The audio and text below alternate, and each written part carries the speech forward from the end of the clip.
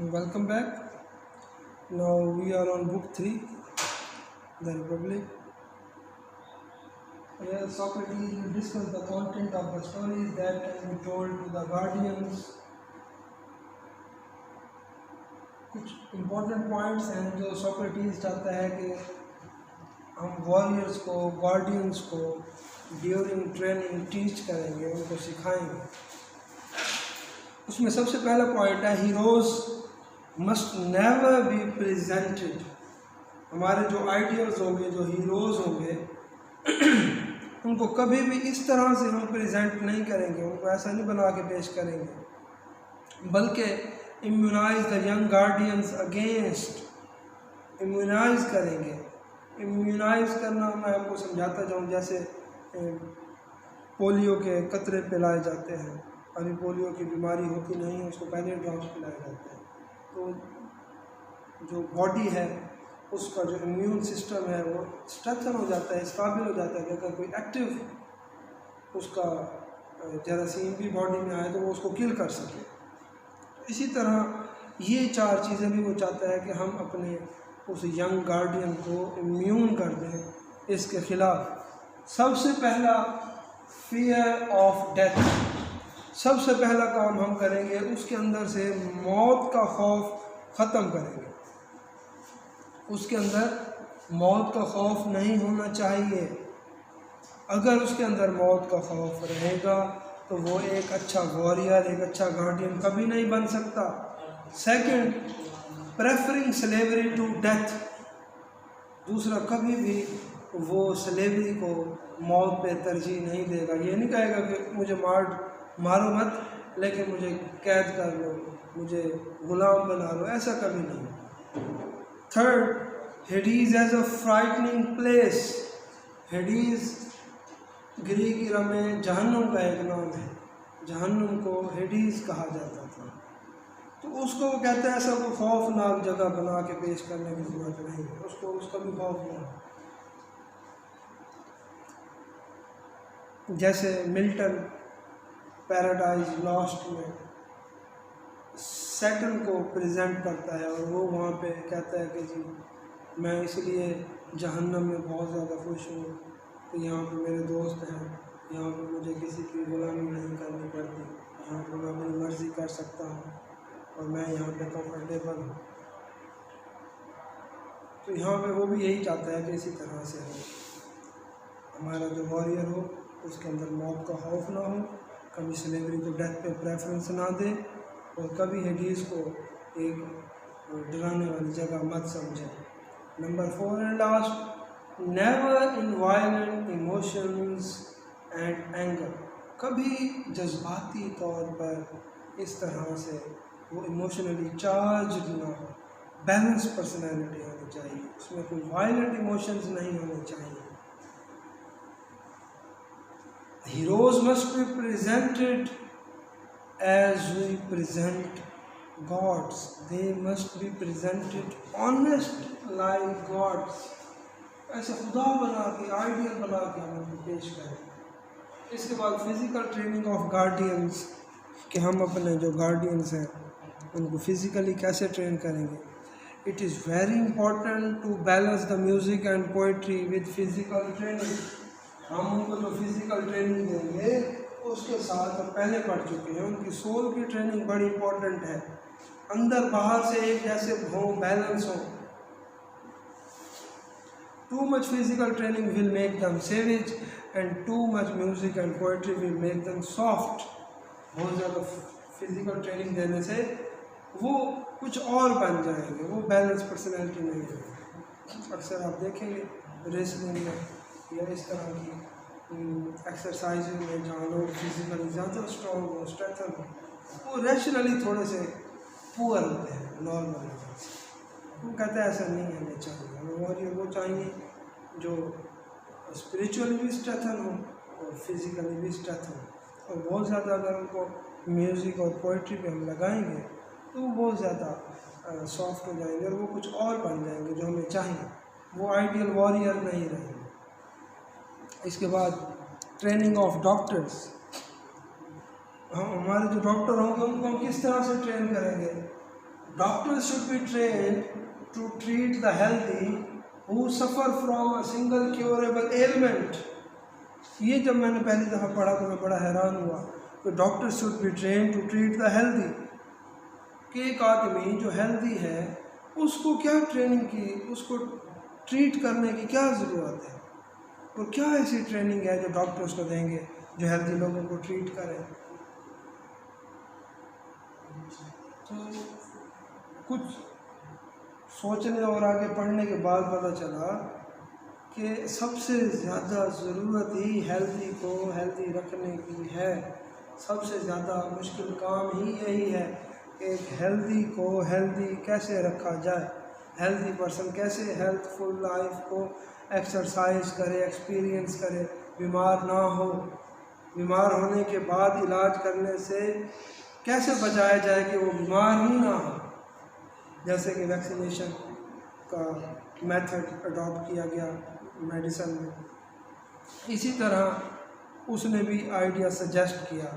And और वो कहता है क्या कि डॉक्टर्स को ट्रेन किया जाए कि सिंगल क्योरेबल एलिमेंट, एक बीमारी जो क्योरेबल हो, काबिल इलाज हो, they should not be train to deal with the chronical ill. उनको इस तरह से ट्रेन ही ना किया जाए कि जो बुरी तरह से बहुत सारी बीमारियों में मुब्तला हो उनको वो ट्रेन कर सके, क्योंकि इस पर क्रिटिसिज्म भी बनता है बहुत सारा, और मैं भी थोड़ा सा इस पर पॉइंट्स देना चाहूँगा। असल में वो ये चाहता था कि हमारी जो सोसाइटी हो आइडियल सोसाइटी हो, उसमें लोग परफेक्ट हों, और जो कोई ऐसा शख्स जो क्रॉनिकली इल हो और बहुत सारी बीमारियों में मुब्तला हो, वो बर्डन रहेगा सोसाइटी पे, बाकी लोगों पे, और उसके ट्रीटमेंट पे ज़्यादा एक्सपेंडिचर रहेगा, और क्यों ना उसकी बजाय बाकी लोगों पे जो कम बीमार हैं या एक आध काबिल इलाज बीमारी पे मुब्तला हैं तो उनका इलाज क्यों ना किया जाए, उनको छोड़ के एक पे ज़्यादा एनर्जीज़ या टाइम क्यों स्पेंड किया जाए। इसके बाद third, those suffering from incurable mental disease should actively be put to death। कि कोई ऐसे लोग जो मेंटल डाइजीज़ में सफ़र कर रहे हैं और वो इनक्योरेबल है, they should be actively put to death, उनको पकड़ के मार दिया जाए। तो इसके लिए भी मेरे ख्याल में उसकी यही रीज़न होगी कि उन बेचारों को नहीं पता चलता होगा कि हमारे लिए क्या अच्छा है क्या बुरा है, खाने के लिए क्या होना चाहिए, वो कोई ज़िंदगी नाम की चीज़ उनके लिए नहीं हो, तो उन पे भी शायद वो ये चीज़ सेव करना चाहता है।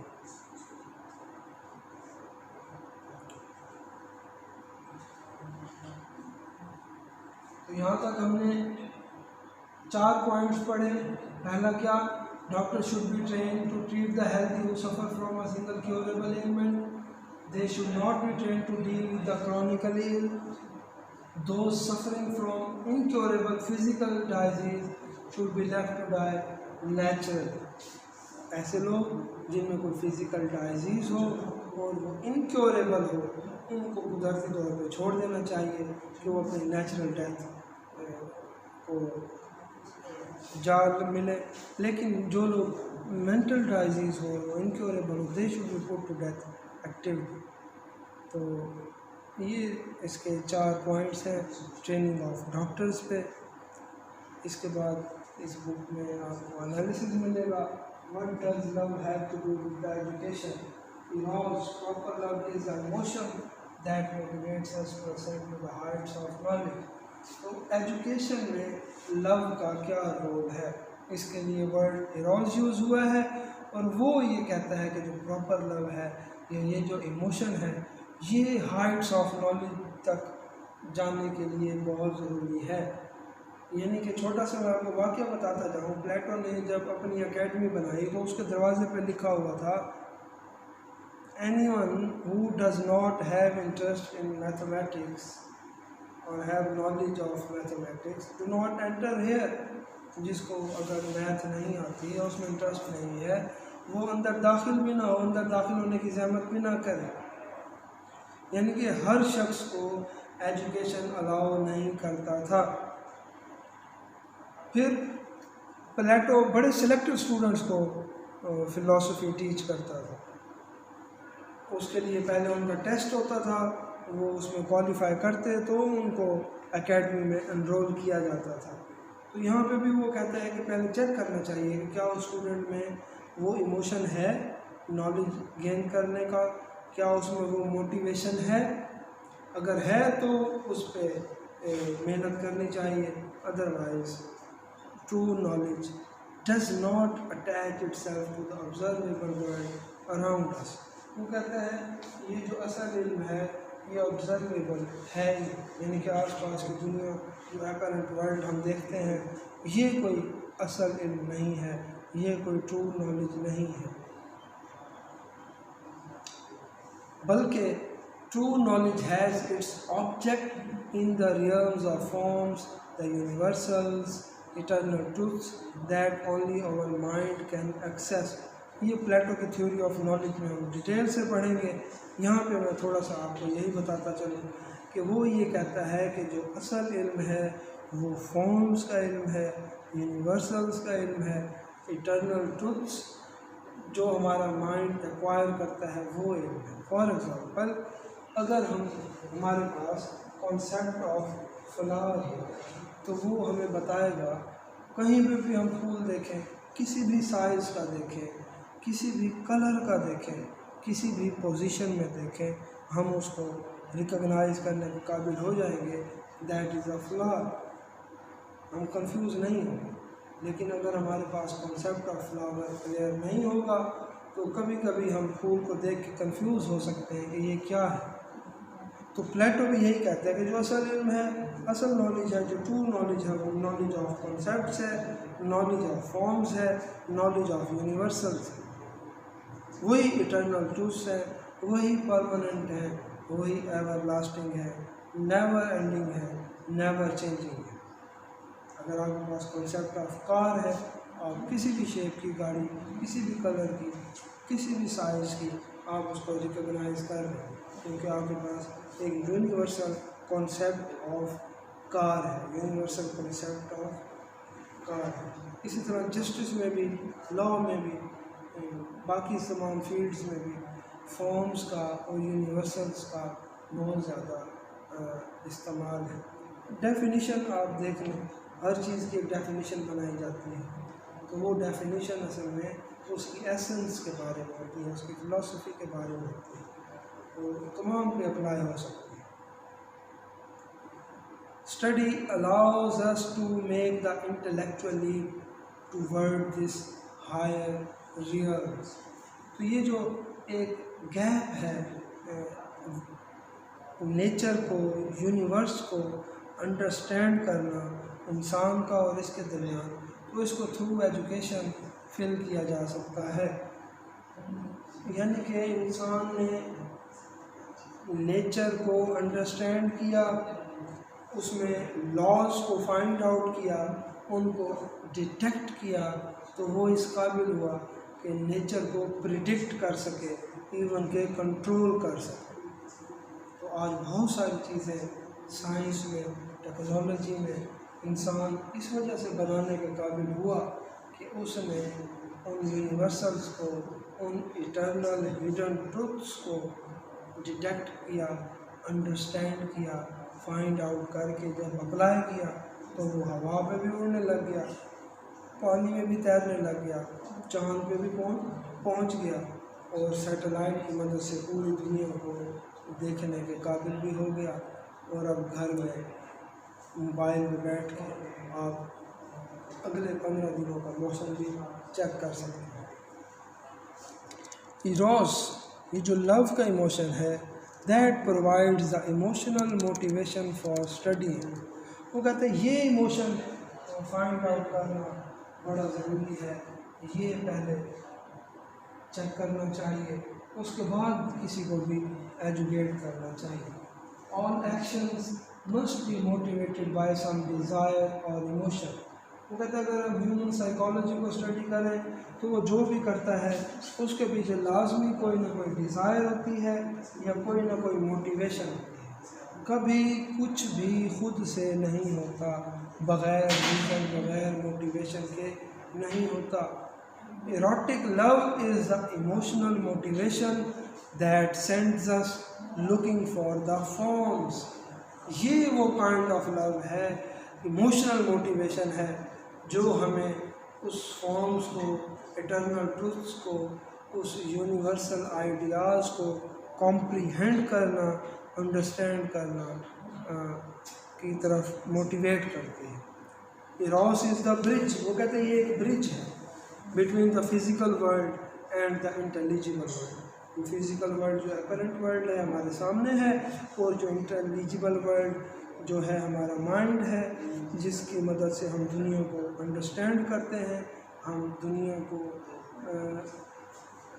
को देख के कंफ्यूज नहीं होते, क्योंकि एट अ टाइम इतने सारे फिनोमिनाज हमारे सामने एक्सपीरियंस हो रहे होते हैं, उनको देख के हम कंफ्यूज नहीं होते। हम हर चीज़ को अलग से एनालाइज कर सकते हैं, अलग से अंडरस्टैंड कर सकते हैं। तो उसके लिए, उस ब्रिज को, उस लीप को फिल करने के लिए ये जो इमोशन है ये बड़ा इम्पोर्टेंट है। True knowledge is the knowledge of forms, the universals, eternal truths that our mind can only access. वो कहता है ये जो ट्रू नॉलेज है ये नॉलेज ऑफ फॉर्म्स है, ये नॉलेज ऑफ यूनिवर्सल्स है, यही इटर्नल ट्रूथ्स का नॉलेज है, और इस तक सिर्फ़ और सिर्फ थ्रू आवर माइंड हम एक्सेस कर सकते हैं। ये आगे हम पढ़ेंगे रैशनलिज्म में और एपिस्टेमोलॉजी में, और इसमें एपिस्टेमोलॉजी की दो ब्रांचेज हैं, एक रैशनल अप्रोच है, एक एम्पिरिकल अप्रोच है। कुछ समझते हैं कि जी through reason we can grasp true reality, और जो एम्पिरिकल अप्रोच है वो कहते हैं जी through experience we grasp the reality. हम अगर हकीकत तक पहुंचना चाहें तो सिर्फ तजर्बे की मदद से पहुंच सकते हैं। कुछ कहते हैं कि नहीं, through reason is the ultimate source of knowledge, और कुछ समझते हैं कि नहीं, experience is the ultimate source of knowledge. तो प्लेटो ये समझता है कि जी reason is the ultimate source of knowledge and our mind can access only true knowledge, the knowledge of forms, the knowledge of universals, the knowledge of truth। तो प्लेटो की theory of universals है, वो भी हम बाद में पढ़ेंगे तब ये पॉइंट थोड़ा ज़्यादा क्लियर हो जाएगा। Once we have reached beauty itself or the form of beauty, the journey is complete। अगर हम ब्यूटी का आइडिया पा लें और उसकी फॉर्म को समझ जाएं, तो प्लेटो समझता है कि हमारा जो सफ़र है वो मुकम्मल हो जाता है। ये ब्यूटी क्या है? ये ब्यूटी करैक्टर की है, ये ब्यूटी नॉलेज की है, ये ब्यूटी इंटेलेक्ट की है, ये ब्यूटी पॉलिटिक्स की है, बिहेवियर की है, करैक्टर की है, लॉ की है, मेडिसिन की है, साइकोलॉजी की है, सोशियोलॉजी की है। किस तरह कोई माशरा खूबसूरत होता है, किस तरह कोई किरदार खूबसूरत होता है, कौन सा इंसान खूबसूरत कहलाने के लायक है, कौन सा बिहेवियर अच्छा है, कौन से कानून अच्छे हैं। तो ये सारा जो कॉन्सेप्ट ऑफ ब्यूटी है, अगर ये फॉर्म ऑफ ब्यूटी कोई शख्स अचीव कर ले तो उसका जो जर्नी है प्लेटो समझता है कंप्लीट हो जाता है। इसके बाद 2 पैराग्राफ हैं, उनको आप छोड़ दें। इसके बाद समरी ऑफ बुक 3 वहाँ से हम पढ़ते हैं।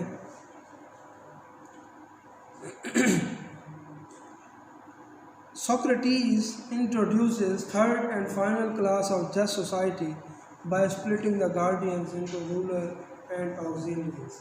यहाँ पर क्या करता है सोक्रेटिस? गार्डियन की क्लास को स्प्लिट करता है, तकसीम करता है 2 क्लासेस में, रूलर और ऑक्सिलरी में। और यहाँ पर the role of auxiliary is to aid rulers. यहाँ पर वो इस चीज़ को ख़त्म करता है कि जी जो ऑक्सिलरी का रोल है वो सिर्फ ये है कि वो रूलर को सपोर्ट करेंगे, carry out and enforcing their decisions, कि वो जो फैसले लेंगे, जो उनके पॉलिसी होगी, ऑक्सिलरी सिर्फ और सिर्फ उसको इम्प्लीमेंट करेगी, अपहोल्ड करेगी। Closely observed they are made to go through various tests which will determine their loyalty to city. फिर उसके बाद वो गार्डियंस के वेरियस टेस्ट सजेस्ट करता है. They are expose to various fears and players. वो कहते हैं उनको मुख्तलिफ़ चीज़ें दिखाकर एक्सरसाइज कराकर उनको इवेलुएट किया जाना चाहिए कि उनका रुझान किस तरफ है, वो किस तरफ अट्रैक्ट होते हैं अंदर से नेचुरली साइकोलॉजिकली, वो किस तरह से है. तो उनको हम जब इस तरह बेटर असेस करेंगे तो ही हम इस काबिल होंगे कि हम उनको दैट पर्टिकुलर ग्रुप में ऐड करें या उनको हम सजेस्ट करें कि जी आप ये ना करें और सिर्फ इसके लिए आप एलिजिबल हैं. इसलिए साइकोलॉजिकल असेसमेंट हर बड़ी एडमिनिस्ट्रेटिव या अथॉरिटेटिव पोस्ट से पहले की जाती है उस कैंडिडेट की, और चेक किया जाता है कि क्या हमें जो चाहिए और हमें जो नहीं चाहिए वो इसमें है. सेकंड मोस्ट इम्पॉर्टेंट जो इसमें मिथ डिस्कस किया गया है, जो हम पढ़ेंगे, जो पेपर के पॉइंट ऑफ व्यू से भी बड़ा इम्पोर्टेंट है, वो है जी द मिथ ऑफ मेटल्स. ये मैथोलॉजी है इस बुक में. इधर पब्लिक में आपको और बहुत सारी मैथोलॉजीज मिलेंगी. द मिथ ऑफ आर है, द मिथ ऑफ केव है, तो वो आपको 9th-10th बुक में जो इसकी बुक लिखी है वहाँ पे मिलेंगी. लेकिन यहाँ पे हम सिर्फ इसको डिस्कस करेंगे. The myth of metals. All the citizens of city were born out of the earth. Plato कहता है कि तमाम इंसान इस ज़मीन से पैदा होते हैं या इस ज़मीन की चीज़ों से पैदा होते हैं या उन चीज़ों को खा के इंसान ग्रो करता है जो इस ज़मीन की चीज़ों को खाती हैं. That plot ground is there mother. और ये ज़मीन भी बिल्कुल माँ जैसी है, क्योंकि माँ का काम भी नरिश करना होता है, अपब्रिंग करना होता है. तो ये ज़मीन और इस ज़मीन के जानवर, इसके नबातात, इसकी चीज़ें भी इंसान के साथ बिल्कुल माँ जैसा बिहेव करती हैं. And their fellow citizens are like their brothers and sisters. और उसके जो भाई हैं वो उसके जो बाकी लोग हैं वो उसके बिल्कुल बहन भाई जैसे हैं. इसलिए धरती माँ का जो कॉन्सेप्ट है वो भी आया, और इंसान इस पर कभी कंप्रोमाइज़ नहीं करता, और ज़मीन को भी, ज़मीन के टुकड़े को भी और अपनी रियासत को भी अपनी माँ जितनी ही फौकियत देता है. वो इस वजह से है क्योंकि वो वहीं पे पैदा हुआ है, वहीं पे दफन होता है, वहीं की चीज़ें खा के पलता बढ़ता है.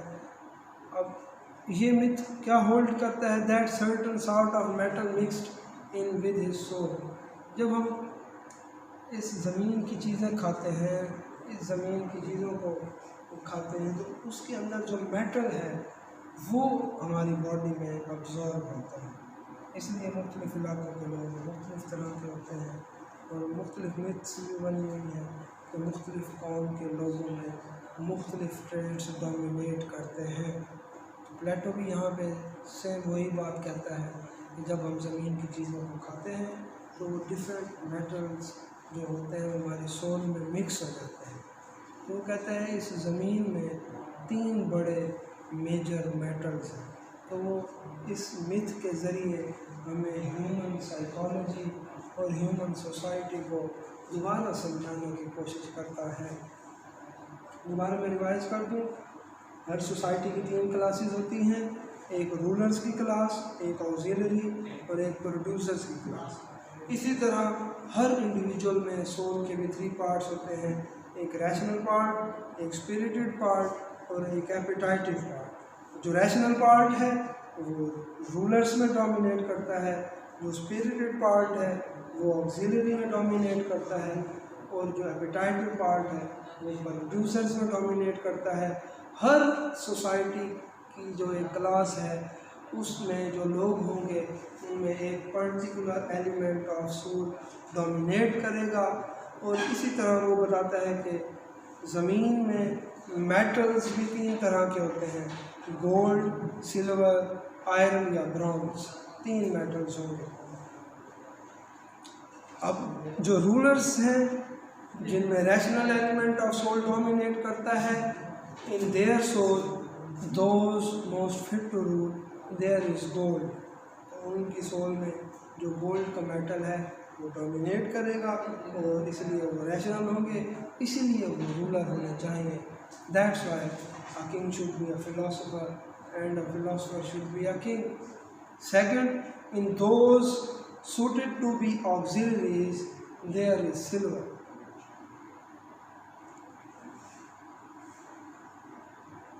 ऑक्सिलरी के लिए जो सूटेबल लोग हैं उनकी सोल में सिल्वर ज़्यादा होगा।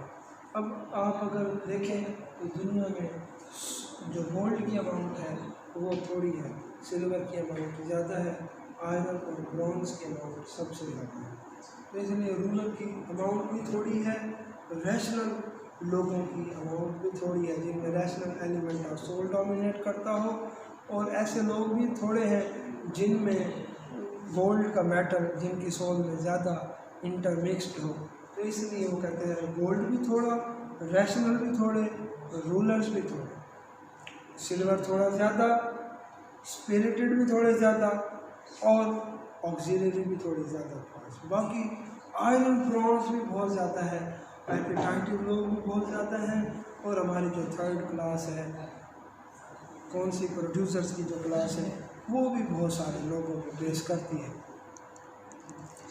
फिर they must never be ruled by someone who soul is mixed with the wrong metal. ऐसा कभी नहीं होना चाहिए आयरन या ब्रॉन्ज वाला रूल करे या सिल्वर वाला रूल करे, सिर्फ गोल्ड मेटल वाले जो होंगे उनको रूल करना चाहिए, क्योंकि वो रैशनल होंगे और वही रूलर होना चाहिए। The city will be ruined if that ever happens. अगर ऐसा ना हुआ कि जो गोल्ड मेटल जिनमें डोमिनेट करता है वो रूल ना करे और सिल्वर या आयरन वाले रूल करना शुरू कर दें, that city will be ruined. तो ऐसा शहर वो कहते हैं बर्बाद हो जाएगा। इसके बाद वही कोटेशन शूट करती है, रूइन comes when the traders whose hearts are lifted up by wealth becomes a ruler, or when the general who uses his army to establish a military dictatorship. It is very critical to observe the next generation to discover their class of soul.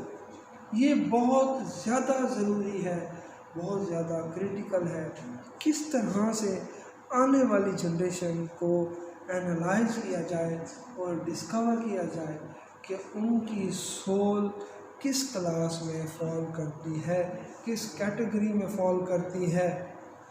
The just society is rigid in terms of adult mobility between classes. तो just society क्या होगी, वो बड़ी सख्त होगी कि अपने नौजवानों को उन क्लासेस में मोबिलाइज करें।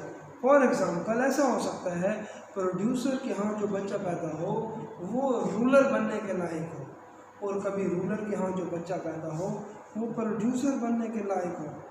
तो ऐसा नहीं होना चाहिए कि बादशाह का बेटा बादशाह बन जाए और जो बिजनेसमैन का बेटा है वो बिजनेसमैन बने, वो हुक्मरान नहीं बन सकता। वो कहते हैं ऐसा नहीं होना चाहिए।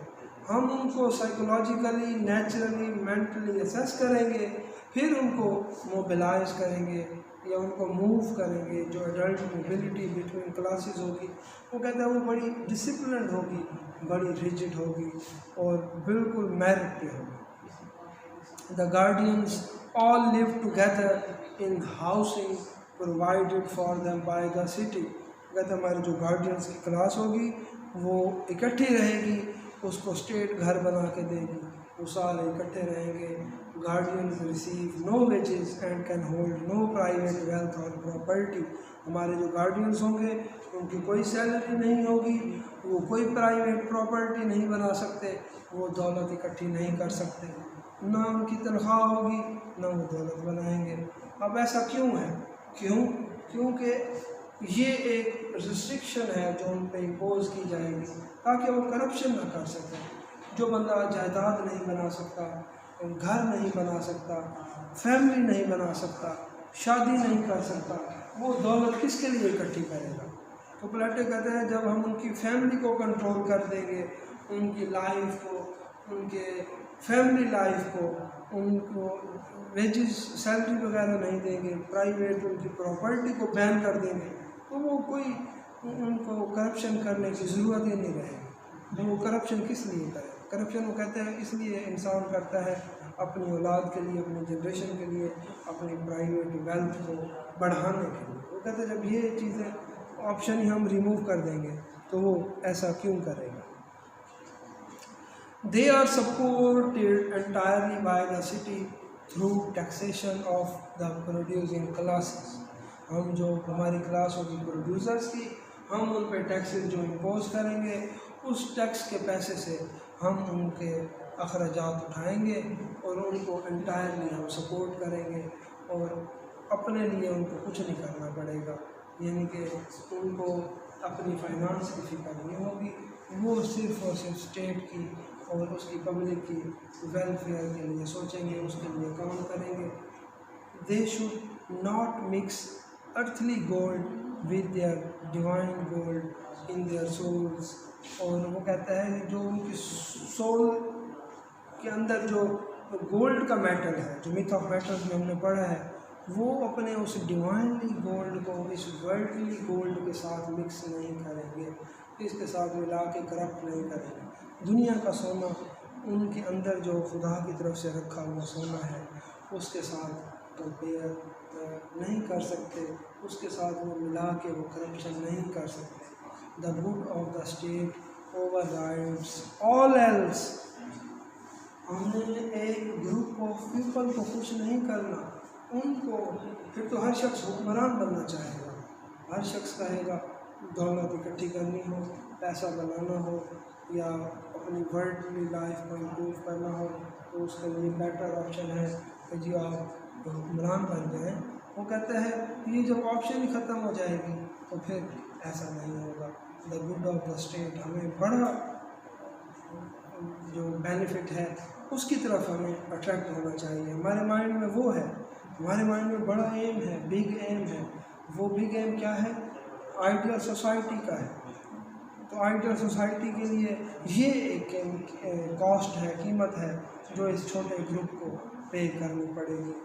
Take a trip, keep a mistress और do thing that people think make them happy.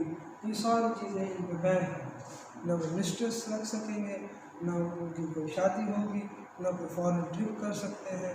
तो इस तरह से कोई भी ऐसी चीज़ें जो इंसान को खुश करती हैं और जिनके लिए वो पैसा बनाना शुरू कर देता है, पैसा होल्ड करना शुरू कर देता है, वो सारी चीज़ें जब उन पर बैन होंगी तो उनके लिए मनी की कोई वैल्यू नहीं होगी, कोई इम्पोर्टेंस नहीं होगी। Guardians guard their own education above all else. हर चीज़ से ज़्यादा अहम चीज़ गार्डियंस के लिए उनको जो ट्रेनिंग दी गई है, उनको जो एजुकेशन दी गई है, उसको प्रोटेक्ट करना, उसको गार्ड करना, वो उनकी टॉप प्रायोरिटी होगा, वो उनकी पहली तरजीह होना चाहिए। Moderation is the agreement who should rule the city. अच्छा, मॉडरेशन क्या है? मॉडरेशन ये एक एग्रीमेंट है। मॉडरेशन होगा किसके दरमियान? उन 3 क्लासेस के दरमियान कि जी रूलर रूल करेंगे, ऑब्जर्वरी उसको सपोर्ट करेगी और प्रोड्यूसर क्या है? सिर्फ प्रोड्यूस करेंगे। तो ये मॉडरेशन होगा, इनके दरमियान एग्रीमेंट होगा कि हर क्लास अपनी पर्टिकुलर ड्यूटी परफॉर्म करेगी, इसके अलावा दूसरे की क्लास में इंटरफेयर नहीं करेगी। And the justice is the law of specialisation. ये पहले भी पढ़ चुके हैं कि जस्टिस क्या है। जस्टिस सिर्फ और सिर्फ थ्योरी ऑफ स्पेशलाइजेशन है, लॉ ऑफ स्पेशलाइजेशन है।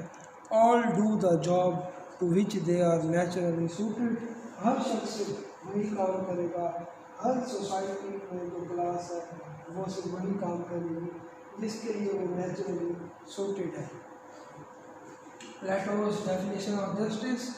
प्लेटो की जो जस्टिस की डेफिनेशन है वो दोबारा मैं रिवाइज कर दूँ। Justice as a political arrangement in which each person plays the appropriate role. एक इस तरह की सियासी मुनज़्ज़म तरीके से तंजीम बना के हर शख्स को उस काम पे लगाया जाए जिसके लिए वो अप्रोप्रिएट हो, जिसके लिए वो सूटेबल हो। अगर ऐसा होगा तो प्लेटो कहता है कि हम जस्ट आइडिया, जस्ट सोसाइटी के कॉन्सेप्ट को अचीव कर सकते हैं। Thank you.